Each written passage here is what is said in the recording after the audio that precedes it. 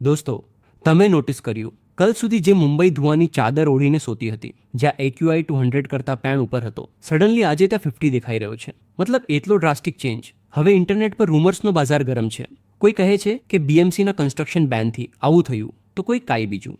પણ આજે હું તમને અસલી ઓફિશિયલ ડેટાથી બતાવીશ કે આ રાતોરાત થયું કેવી રીતે. સૌથી પહેલા વાત કરીએ એ રૂમરની કે કન્સ્ટ્રક્શન બંધ થતાં પોલ્યુશન ઓછું થયું. જો ભાઈ, કન્સ્ટ્રક્શન પર એક્શન લેવું લોંગ ટર્મ માટે સારું છે, પણ શું રાતોરાત 70% પોલ્યુશન ખતમ થઈ શકે? બિલકુલ નહીં. કન્સ્ટ્રક્શન ડસ્ટ તો એ જ છે, પણ તેને લડવા માટે નેચર એ પોતાનું કામ શરૂ કરી દીધું છે.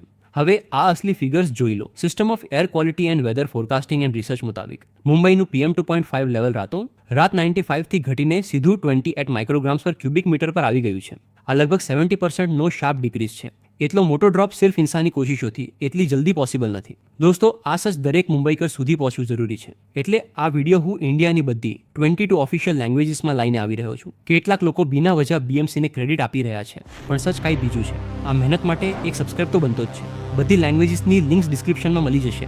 હવે કનેક્ટ થઈ જાઓ. તો અસલી વજહ શું છે? આનો જવાબ છે IMDની ક્લાઇમેટોલોજીકલ સમરીમાં. મુંબઈમાં હાલ પોસ્ટ મોન્સૂનનો અસર દેખાઈ રહ્યો છે. નોર્થ વેસ્ટર્લી વિન્ડ્સ હાલ 8 to 10 કિલોમીટર પર આવરની સ્પીડથી ફૂંકાઈ રહી છે. આ હવા જ બધા પોલ્યુટન્ટ્સને સ્વીપ કરીને લાવી ગઈ છે. સાથે સાથે હ્યુમિડિટીમાં 15 થી 25% ગિરાવટ જોઈ છે. જ્યારે હવા ડ્રાય અને ફાસ્ટ હોય તે પોલ્યુશનને ટીકવા દેતી નથી. એટલે આપણે આ રેર વ્યૂ મળી રહ્યો છે.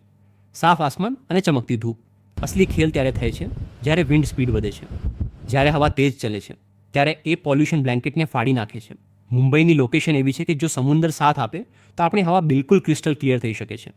તો ક્રેડિટ BMCને નહીં, પણ આ નોર્થ વેસ્ટર્લી વિન્ડ્સને જાય છે. તો દોસ્તો, મોરલ ઓફ ધ સ્ટોરી આ છે, જ્યાં સુધી આ હવાઓ ચલે છે ત્યાં સુધી ખુલ્લી હવામાં સાંસ લઈ લો. આ એક નેચરલ પ્રોસેસ છે, અને જો વિન્ડ સ્પીડ ફરી ઓછી થશે તો પોલ્યુશન પણ પાછું આવી શકે છે. આજે આપણે શીખ્યું કે નેચર કરતાં મોટો કોઈ એર પ્યુરિફાયર નથી. તમે શું માનો છો? શું આપણે સિર્ફ નેચર પર ડિપેન્ડ રહેવું જોઈએ કે BMCને વધુ સ્ટ્રિક્ટ થવું જોઈએ? કમેન્ટમાં તમારી રાય લખજો. વિડીયો ઇન્ફોર્મેટિવ લાગ્યું હોય તો શેર કરો અને સબસ્ક્રાઇબ કરવાનું ભૂલતા નહીં.